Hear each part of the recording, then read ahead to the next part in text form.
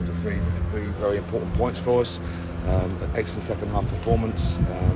We went in at one down. I thought first half it was a bit hurried and we didn't really work the balls we wanted to, but I thought the balanced second half was much better and we matched their physicality and a lot of balls were won aerially. We stepped in on the front foot and looked a good team second half.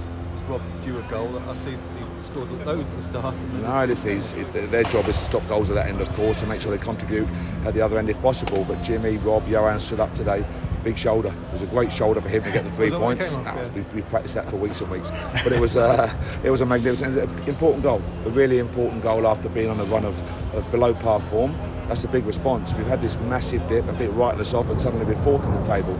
So now we focus on Wednesday night. Were there a few words at half time? It was quite a low key first half display. I don't think it was a low key. I think it was difficult service, a bit of wind. We wanted to turn them. We felt that they were going to try and press us.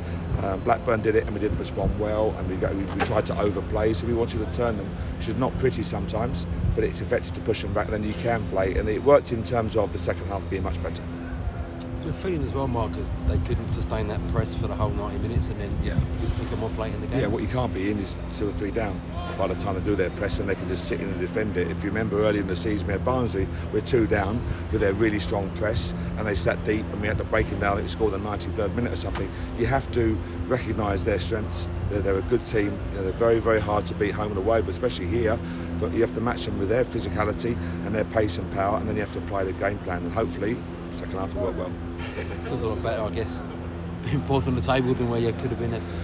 Yeah, but it's going to chop and change. It's going to keep on chopping and changing, But it's amazing how fickle people are in terms of, someone said we were lucky to finish mid-table, and here we go, doom and gloom, and suddenly everyone's jumping around. There's a lot of points to play for. There's 30 points to play for in our case, and teams above us have played more games. So we've got to recognise it's all about Wednesday night now. But people don't form an opinion too early, teams. What's the thinking about not starting Chris today? It's using the squad. What was right was using the squad. If you come here with too much attacking intent and don't match the physicality in midfield, for example, was it Luke, for example, to come on? Was it under Gazelle to play today? We looked at many things, but we had a really good training week, so delighted with that. I mean, Moses Abajo as well, that's probably one of his best games for Tyrone. Moses class. I keep telling people they don't realise how good Moses Abajo is. He's fought back from injury. Mo, look at deliveries for the 2 goals he's created and his assists. Look at that ball he whipped in second half, great quality. Mo's quick and strong. He negated their threat on their left, our right flank.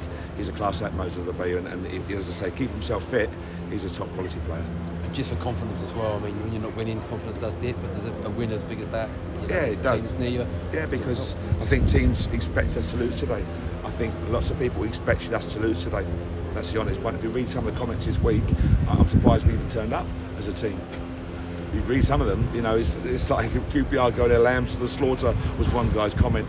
Really? So the boys have responded. They're not stupid. They're professional athletes. We knew we had to be. You can't give it the rah-rah-rah. You can't give it the motivation. Come on, boys. It's a much higher level than that. You've got to make sure you meet a very good physical threat and quality, pace and power from Luton team. Do that and then apply yourself, and we can be a very good team. Sounds like you had your motivation with comments like that. Was that a fan who said that? Yeah, you just go on the comments and you read it, and it's like, QPR in free fall, I think was another expression. Great, the players aren't stupid. Let them read all these comments. Let them read them. The manager says, hey, has to say nothing, but it's about them. You've got to apply yourself. Luton will come here today. They were full of confidence. I think they expected to steamroll us today, and I'm saying it in the right way. Nothing disrespectful at all. I think they expected us to maybe overplay at the back, and we didn't do that. And we did, I think, as I say, second half, I thought, personally, we looked a good team. Where were these comments, Mark? Oh no, just can't. You just station to read them. You just read comments. The players aren't stupid. Fans' websites, fans on Twitter. All their types of what they say. I look at lots of news now. You look at all various comments, but the QPR can be a decent team. And I listen to get all the nonsense. The fact is, it's football. The fans are fickle and people are fickle, but QPR are a good team. But right now, we are where we want to be. We're fourth in the table. There's a lot of points to play for. A lot of big games coming up. We've got to play Sheffield United home and away. We've got to play Fulham. We've got to play Nottingham Forest. We've got to play Swan. All the teams. Peterborough will be equally as tough as today because they're fighting for their life next Sunday. So a week today, we've got to meet another really stern test. But if we can just grind it down one game at a time, hunt the points down, you could be in a good place. Elias was involved in a bit of an incident as a referee. I didn't honestly see it.